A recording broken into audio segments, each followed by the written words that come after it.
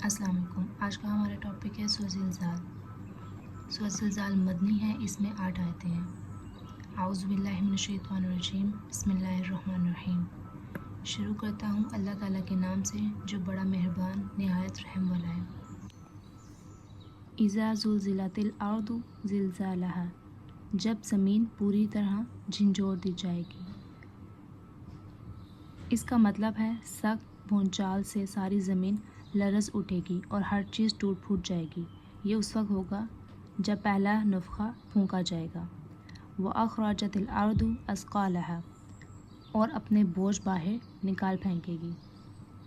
यानी ज़मीन में जितने इंसान दफन हैं वो ज़मीन का बोझ हैं, जिन्हें ज़मीन क़यामत वाले दिन बाहर निकाल फेंकेगी। यानी अल्लाह के हुक्म से सब ज़िंदा होकर बाहर निकल आएंगे। ये दूसरे नफ़ख़े में होगा। इसी तरह ज़मीन के ख़ज़ाने भी बाहर निकल आएंगे।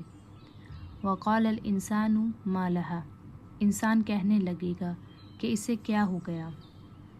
यानी दहशत ज़दा होकर कहेगा कि इसे क्या हो गया, ये क्यों इस तरह हिल रही है और अपने ख़ज़ाने उगल रही है।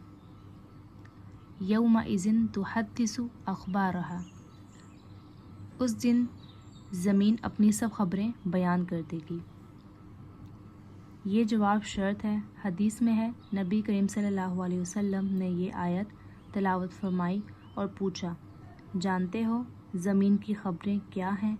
सहाबा कराम रज़ियल्लाहु ताला अन्हुम ने अर्ज़ किया, अल्लाह और उसके रसूल बेहतर जानते हैं। आप सल्लल्लाहु अलैहि वसल्लम ने फरमाया, उसकी खबरें ये हैं कि जिस बंदे या बंदी ने ज़मीन की फर्श पर जो कुछ किया होगा उसकी गवाही देगी।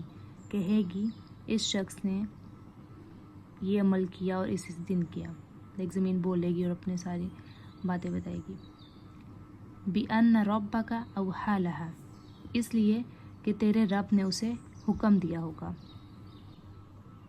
यानी ज़मीन को ये हुक्म दिया जाएगा, इसलिए इसमें ताज्जुब वाली बात नहीं है। जिस तरह इंसानी अज़ा में अल्लाह ताला ये क़ुव्वत पैदा फरमा देगा, ज़मीन को भी अल्लाह ताला मुतकल्लम बना देगा और वो अल्लाह के हुक्म से बोलेगी। यौमइज़िन यस्दुरुन्नासु अश्तातन लियुरौ अअमालहुम, इस रोज़ लोग मुख्तलिफ़ जमातों में होकर वापस लौटेंगे ताकि उन्हें उनके अमाल दिखा दिए जाएं।